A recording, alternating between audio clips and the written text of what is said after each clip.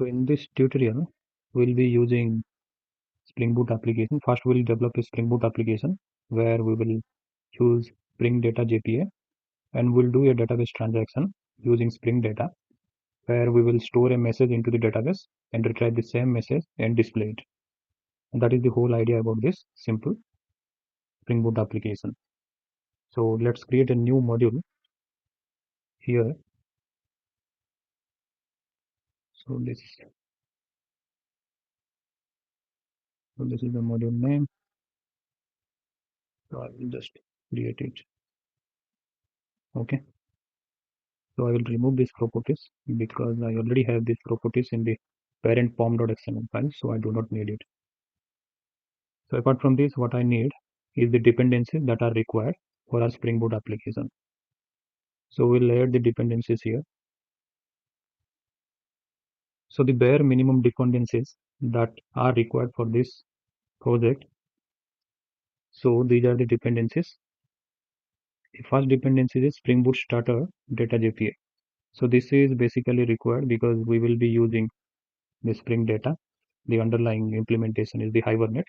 For that, we need this dependency. And the second one, the MySQL connector Java. So basically, this is required to communicate between the database to the application and vice versa. And the third one, this is just a Spring Boot starter. Since this application is a Spring Boot application and we are making it Spring Boot application, for that reason we need the starter. So these are the three dependencies that we need. Next, we will add the properties file into this module. So the properties file will contain the properties related to database communication. Those we will be adding into the properties file. First, we will create the property file inside it. So it's src main Java resource. Here we will add a properties file. Application dot properties.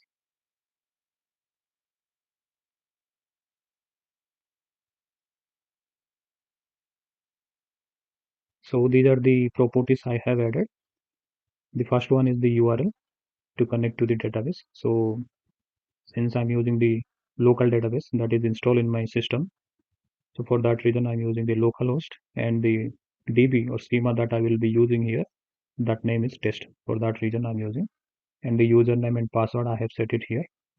And these are the settings that I have put it here, because when the application start, it will create the table that are required for this application.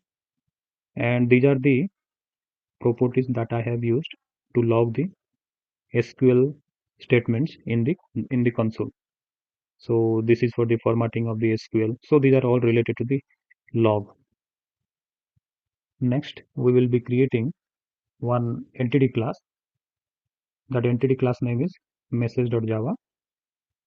So let's create that one. First, we will create the package, something like that, dot example dot model. Okay. So inside it, so I will create a entity class that is message entity. So I will annotate this as entity.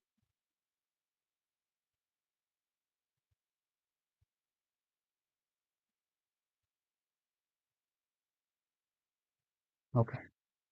So once I annotate this class as entity, Hibernate will create a table with the name message in the database. Suppose I will create the entity class something like this, user message. So in this case, Hibernate will create a table, basically a table it will create with the name user underscore message. So basically this camel case, it will convert into user underscore message. That is the table name it will create behind the screen. So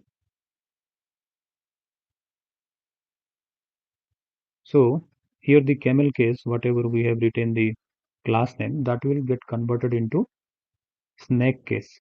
So it will something create like this, user underscore message, something like this. It will create a table. A table will be created in the database. Okay, we'll revert there. So here we will be using message class. Okay, next, for this entity we will have one. So for this we'll have an identifier attribute for an entity. So I will create a identifier here.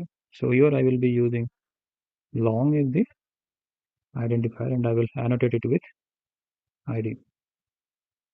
So the identifier attribute of a persistent class allows the application to access the database identity, that is the primary key value of a persistence instance. So here if two persistent instance, suppose here is message, have the same identifier value, they represent the same row in the database. So this example uses long for the type of identifier attribute, but this is not a requirement. I will not allow you to use virtually anything for the identifier type.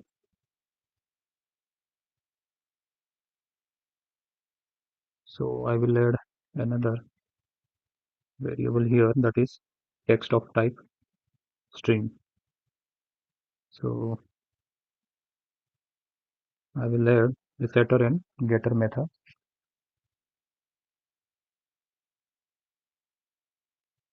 Okay.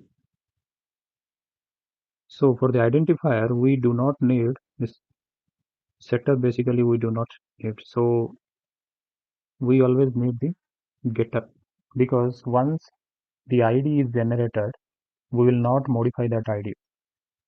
So that is the reason setter is not required for the identifier. So we are done with the entity class. Now we will create a repository. So I will create another package for repository.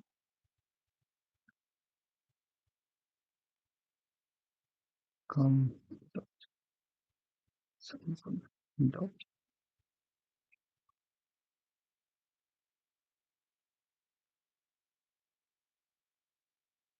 repositories. So here we will create an interface. So that is message repository,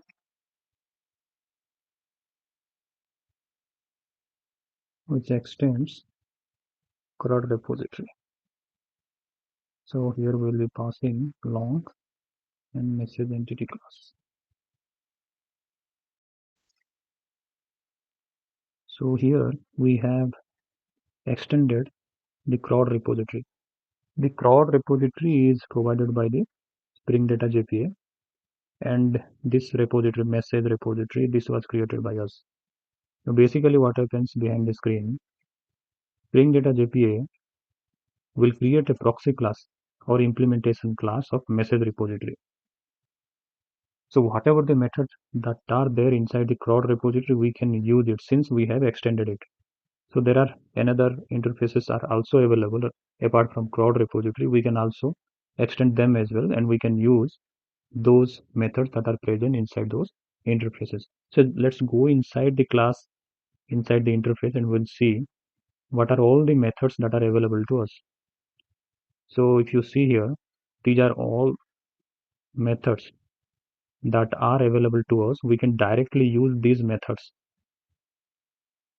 So inside our message repository, since we have extended CRUD repository, and Spring Data JPA will implement or create an implementation class or proxy class, so that we can use these many methods inside our message repository.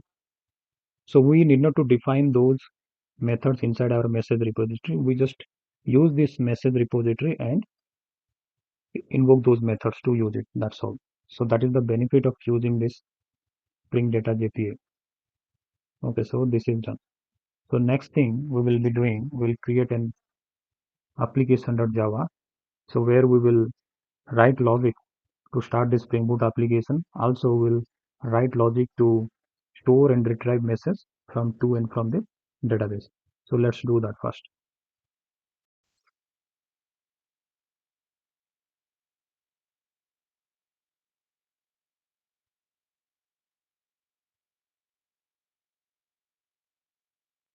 So I will annotate this class with Spring Boot application since this is a Spring Boot application. After that, I will have this main method. So inside this main method, Spring application run. So here I will be passing application.pass and argument. So far, this is enough to start our Spring Boot application. Now we'll write logic for the database transaction or to test our repository, entity, everything. Okay. So I will write a command line here.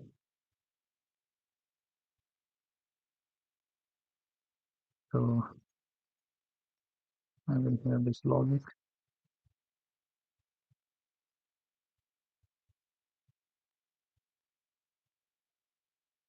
This is in B. Fine. So I will create an instance. Message, new message.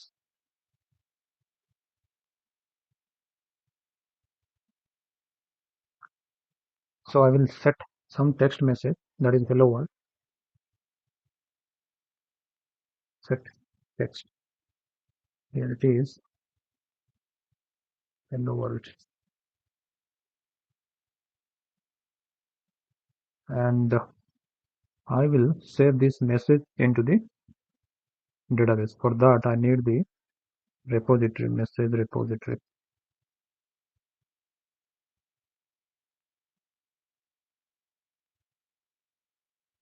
So as I said it before, we can use, if you open this message repository, we have nothing inside it.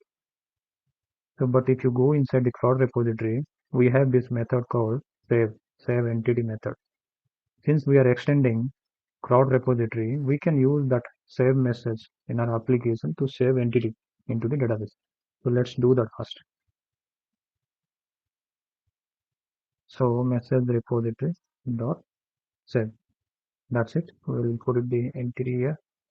So it will save the message into the database. Okay, fine. So let's run our application to test whether a message that's saved in the application in the database.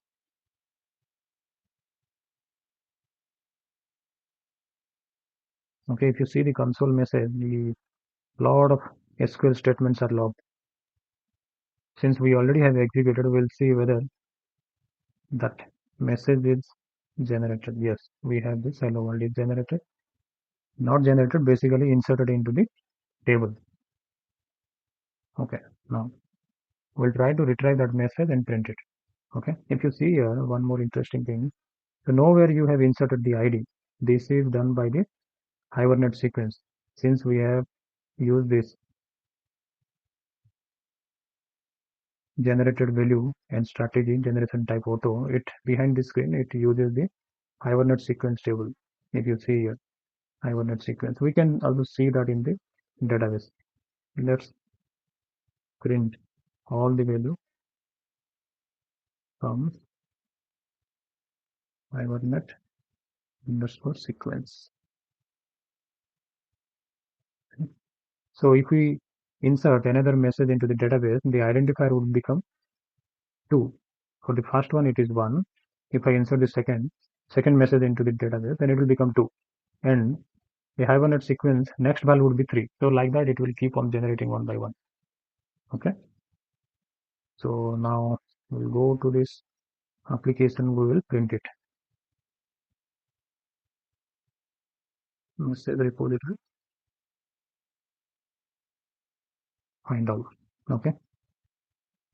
So basically it returns list of messages to us. Okay. So we'll print it. So message for needs. Okay. That's out. Since we already have used, we can use m dot text. Okay. So let's run it. Okay. In the console, it has printed hello world because we have written the statement here to print the message. So this is all about our Spring Data API. This is sample application. We can have a lot more features inside our repository, lot more methods, a custom method. We can also write those things also in the method repository.